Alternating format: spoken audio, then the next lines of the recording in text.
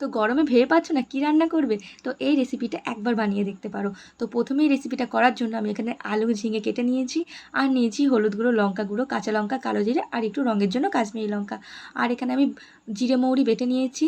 কড়াইতে প্রথমে সর্ষের তেল দিয়ে আমি মাছগুলো ভেজে নিচ্ছি। এখানে এই বাটা মাছ নিয়েছি। বাটা মাছটা ভাজা হয়ে এলে কড়াইতে আমি ঝিঙেগুলো ভেজে নেবো। ঝিঙেটা ভেজে নিয়ে আমি ওই তেলেতেই আলু নুন হলুদ দিয়ে ভালোভাবে লাল লাল করে ভেজে নেবো। তারপর আলু ভাজা হয়ে গেলে আরেকটু কড়াইতে তেল দিয়ে তার মধ্যে আমি কাঁচা লঙ্কা, কালো জিরে ফোড়ন দিয়ে তারপরে জিরে মৌরি বাটাটা দিয়ে ভালোভাবে কষিয়ে নেব। তারপর নুন হলুদ লঙ্কা দিয়ে ভালোভাবে নাড়াচাড়া করে নিয়ে এর মধ্যে আমি ভেজে রাখা আলুটা দিয়ে দিচ্ছি। আলুটা দিয়ে ভালোভাবে কষিয়ে জল ঢেলে আমি ঢাকা দিয়ে দেবো কিছুক্ষণের জন্য। আলুটা যখন একটু সিদ্ধ হয়ে আসবে তখন আমি এর মধ্যে ঝিঙেটা দিয়ে দেবো, আর ঝিঙেটা দিয়েও ঢাকা দিয়ে রেখে দেবো কিছুক্ষণ। তারপর সিদ্ধ হয়ে এলে এখানে মাছ ভাজাটা দিয়ে ভালোভাবে ফুটিয়ে নামিয়ে নিলেই হয়ে যাবে তোমাদের এই ঝিঙে আলু বাটা মাছের সুন্দর রেসিপিটা। তো যদি রেসিপিটা তোমাদের ভালো লেগে থাকে প্লিজ একটা লাইক কমেন্ট আর শেয়ার করে দিও।